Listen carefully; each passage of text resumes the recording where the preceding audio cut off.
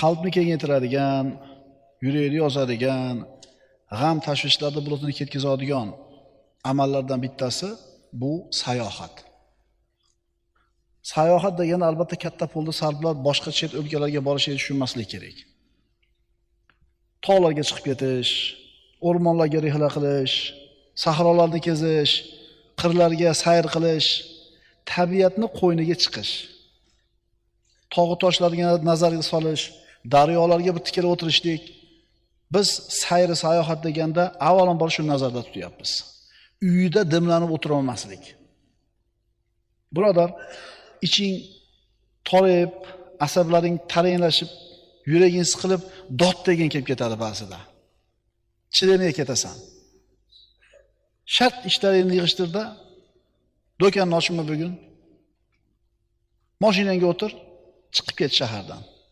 Tog'iga chiqib ket, o'rmonga chiqib ket, yaylovga chiqib ket, sahroga chiqib ket. Bo'g'ilib, dimlanib, shaharda tutunni changini yutib o'tiravermasdan, ora-orada shunaqa qilib turgan.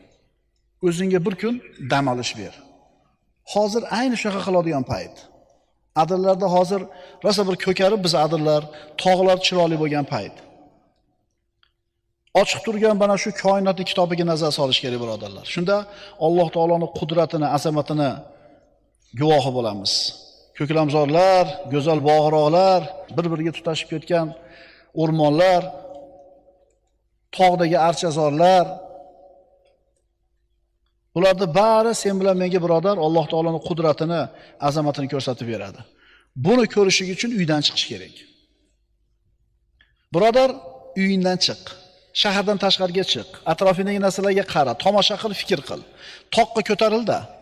Baland toqqa ko'tarilda uzoqqa nazaringni tikib tur. Yozilasan. Kenglik insonning qalbini yozadi. Alloh azza va jalla jannatga siz bilan bizni da'vat qilgan paytda jannatni maqtab, uni kengligini aytadi. Astagfirullah va sari'u ila mag'firatin min robbikum va jannatin arduhas samawati wal ard uiddat lil muttaqin. Taqvodorlar uchun tayyorlab qo'yilgan jannatga shoshilinglar. Qanaqa jannat u? Robbingizdan bo'lgan mag'firatga shoshiling, jannatga shoshiling. U qanaqa jannat? Kengligi osmonlar yerdan ko'ra keng. Jannat aytilganda uni kengligi aytilyapti. Birodar, tashqariga chiq. Daryoda bo'yga kelganda suvning oqishiga uzoq tikilib tur. Sharqirashiga uzoq quloq tutib tur. Zilov suvdan to'yib ich. O'rmonga bor, daraxtlarning turli-tumanligiga qara. Ularning rangi, shakli, barglari haqida fikr qil. O'pkangni chuqur-chuqur to'ldirib nafas ol.